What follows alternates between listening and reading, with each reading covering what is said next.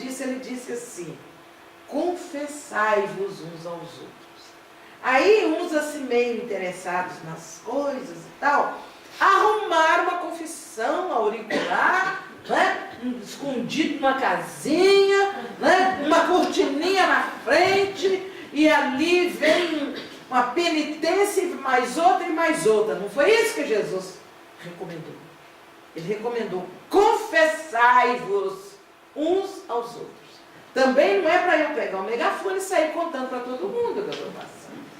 Mas eu ter a liberdade de encontrar alguém de confiança, que me inspira confiança, e com essa pessoa eu abrir o coração. Às vezes o outro não vai nem me ajudar a achar a saída, a solução. Mas na medida que ele me ouve, ele permite que quando eu abro o canal para falar, eu mesmo no caminho vou encontrando. Hoje em dia eu que não pensei nisso, olha aqui, eu podia ter feito isso. Por quê? Porque antes você estava ali cozinhando a dor sozinho. Então, é muito importante que nós possamos confessar-nos uns aos outros assim, num sentido discreto, com uma pessoa. Não é eu chegar também aqui no grupo e falar: olha, eu estou passando isso. Porque nem todo mundo está preparado para me ouvir e para me entender. Certo? Então, na medida que isso vai acontecendo, eu vou crescendo, eu vou me libertando e eu vou me tornando mais suave. Eu vou me tornando menos rígida, menos cobrativa, menos reclamona, porque eu estou encontrando motivos que me mostram que eu sou feliz, no limite que eu me permiti. Né? Tem uma questão no Livro dos Espíritos que fala assim, Kardec pergunta aos Espíritos: mas vocês falam que a felicidade não é deste mundo. Existe um ponto comum para todo mundo ser feliz? Que a gente pode dizer, se você chegou nesse ponto, você começou a encontrar felicidade? E os Espíritos dizem: existe sim.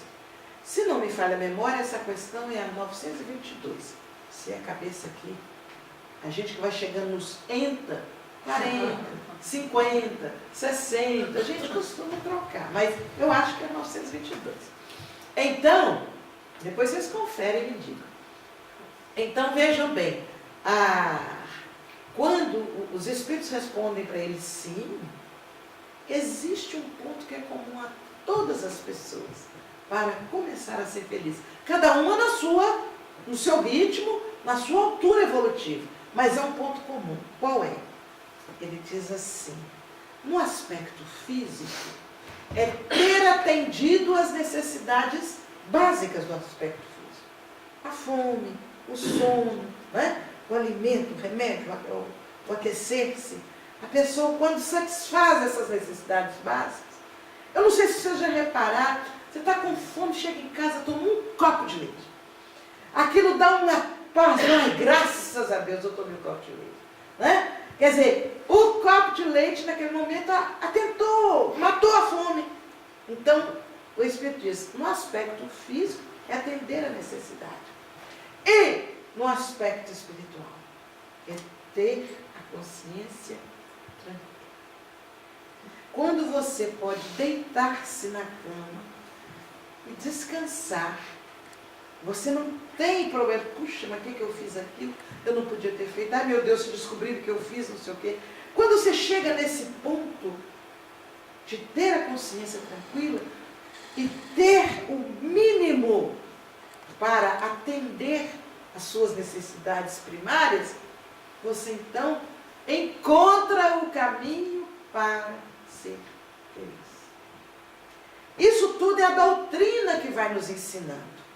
Ela vai nos mostrando a importância de nós trabalharmos a nossa evolução. E como é que nós vamos chegar, então, no assunto de hoje, que é trabalhar os sentimentos, à luz da doutrina espírita. Nós vamos pegar a evolução. Todos nós, é um outro princípio da doutrina espírita, né? Tudo evolui, nada fica parado. Você reencarna, só o fato de você ter reencarnado, passado por uma experiência, você cresceu na experiência. Você poderia ter crescido mais se você tivesse lutado. Mas só o fato de vir à Terra, dá para a gente evoluir. Aí vocês vão falar assim, mas e esses criminosos desequilibrados? Eles também evoluem do jeito deles? Sim, porque o sofrimento que eles estão contraindo vai ser a grande desculpa para eles voltarem sofrendo as consequências, e aí eles dão uma arrancada no processo evolutivo. Então, na medida que nós evoluímos, nós que somos formados basicamente de três corpos, 3 pontos principais, nós somos espírito, né? O princípio inteligente, o princípio de luz. Nós temos um corpo sutil, chamado perispírito, e temos um outro corpo, o nosso corpo físico, que é tangível, né? Que abriga o perispírito. São esses 3. Eu costumo, para quem ainda não chegou nesse ponto do estudo, eu costumo comparar-nos com uma caneta esferográfica, uma caneta Bic, em que a tinta, que é o que dá vida, que é o que comunica, que é o que expressa, a tinta se compara ao espírito. A carga, que ela é transparente, ela é maleável, né? etc, etc, nós podemos comparar com o perispírito. E a caneta em si, que a gente pega, que serve de base para eu pegar e escrever, né? Enquanto ainda permitem ter a caneta, porque já não tem mais. Hoje já não se acha caneta. Você pede alguém emprestado, não tem, porque tem que celular, tem. Mas ainda se conhece a caneta, né? Então, a caneta, a base rígida da caneta, seria comparada ao nosso corpo físico. Esse conjunto é que cada um de nós somos. O espírito que somos expressa a vida, expressa amor, expressa ódio, raiva, tolerância, paciência, né? O espírito se comunica, ele vive e dá vida. O nosso perispírito, começamos então a entender. O perispírito, esse corpo mais sutil, ele está diretamente ligado ao sistema nervoso do nosso corpo físico, a todo esse conjunto do sistema nervoso. E é exatamente através do perispírito que nós trabalhamos mais os nossos sentimentos e expressamos mais os nossos sentimentos.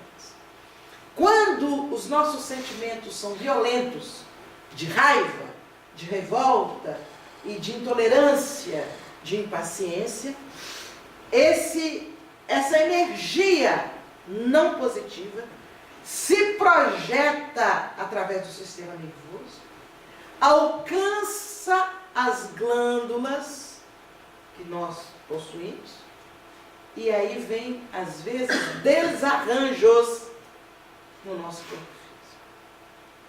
Nós vamos ver a medicina, a ciência hoje, descobrindo que alguns tipos de cânceres, por exemplo, são oriundos da falta de perdão, da revolta. Por quê?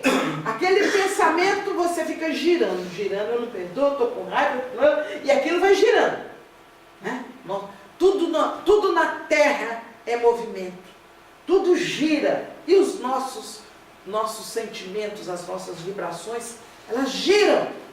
Então, quando a pessoa está com essa revolta, ela vai, aquilo vai girando, vai criando como que uma energia pétrea, que fica ali condensada, que não fica girando, e aí aquela energia projeta às vezes no corpo físico alguns tumores.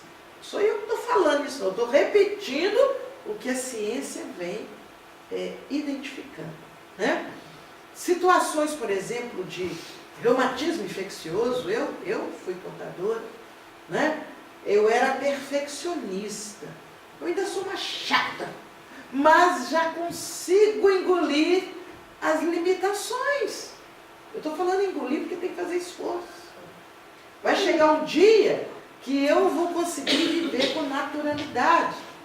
Então, no meu perfeccionismo, eu queria tudo corretamente feito, tudo no lugar. Aí, se tivesse um papel, uma pilha de papel, se tivesse uma folha meio fora, tinha que ir lá puxar aquela folha, consertar, essas coisas assim.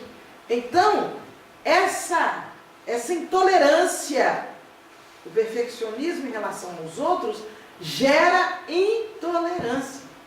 Essa intolerância, ela se concentrava nas juntas do meu corpo físico, e eu cheguei num ponto que eu ia para algum lugar, eu ia trabalhar, o joelho dobrava e eu caía ao chão.